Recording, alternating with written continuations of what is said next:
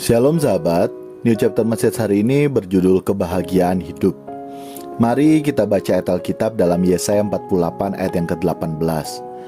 Sekiranya engkau memperhatikan perintah-perintahku, maka damai sejahteramu akan seperti sungai yang tidak pernah kering, dan kebahagiaanmu akan terus berlimpah seperti gelombang-gelombang laut yang tidak pernah berhenti.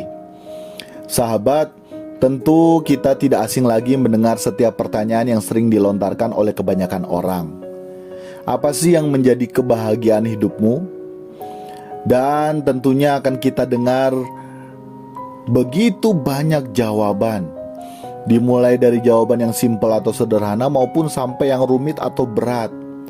Ada yang menjawab bahagia di saat bisa menikmati aroma secangkir kopi di pagi hari, bahagia di saat larut dalam aktivitas yang dijalaninya, bahagia di saat memiliki keluarga yang harmonis, bahagia di saat dirinya dicintai dan dihargai, bahagia di saat memiliki motor impian, mobil impian, rumah impian, pekerjaan impian, barang-barang branded impian. Ada juga bahagia di saat mendapatkan komunitas yang bisa menghargai dirinya apa adanya. Dan ada juga yang bahagia di saat mempunyai banyak uang maupun hal-hal lainnya yang membuat seseorang dapat bahagia. Dan hal-hal tersebut adalah suatu kewajaran menurut standar hidup bahagia dunia ini.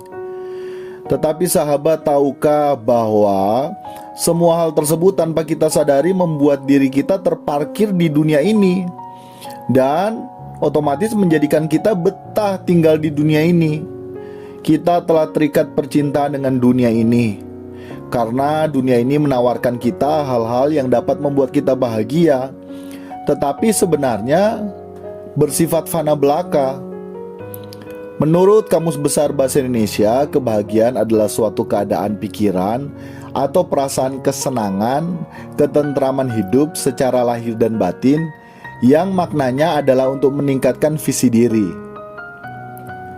Sehingga sahabat, bila kita menjadikan dunia ini sumber kebahagiaan hidup kita, maka kita tidak bisa sebenarnya memindahkan hidup kita ke sorga. Yang dengan demikian kita akan terpisah dari hadirat Allah selamanya.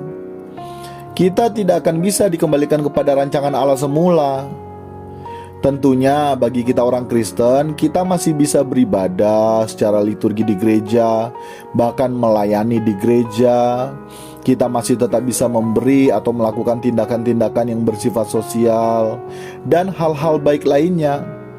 Tetapi sebenarnya apa yang dilakukan hanyalah sekedar rutinitas belaka, karena hidup orang-orang tersebut telah menjadikan dunia adalah kebahagiaan hidup. Bahkan kita masih bisa berdoa, tetapi semua doa yang dinaikkan hanyalah untuk memenuhi kebahagiaan hidup saat ini. Mulut kita masih bisa memuji Tuhan, menyembah Tuhan, tetapi bahayanya hati kita tidak bisa dimiliki Tuhan atau sudah menjauh dari Tuhan. Dan banyak di antara kita yang mengaku sebagai pengikut Kristus tidak menyadari keberadaan hidup yang kita jalani saat ini. Sehingga semakin hari semakin tidak menyadari diri kita semakin jauh dari Tuhan, karena kebahagiaan kita hanyalah standar hidup dunia saat ini. Untuk itu sahabat, mari dengan penuh kerendahan hati kita menyadari bahwa hanya Yesus sebetulnya satu dan satu-satunya kebahagiaan hidup kita. Hanya Yesus adalah sumber kebahagiaan hidup kita. Kita tidak boleh hidup wajar lagi dalam menjalani hari-hari hidup ini. Semua yang kita lakukan hanya untuk Yesus. Artinya kita harus melepas segala hal hidup yang berbau dunia dan bersifat fana. Sebaliknya kita berjuang meraih kebahagiaan yang bersifat kekal dengan kita berjuang untuk menjadi semakin seperti Yesus. Dengan demikian kita sementara membahagiakan Bapa di sorga. Dan di saat Bapa bahagia, hal tersebut juga merupakan kebahagiaan hidup kita.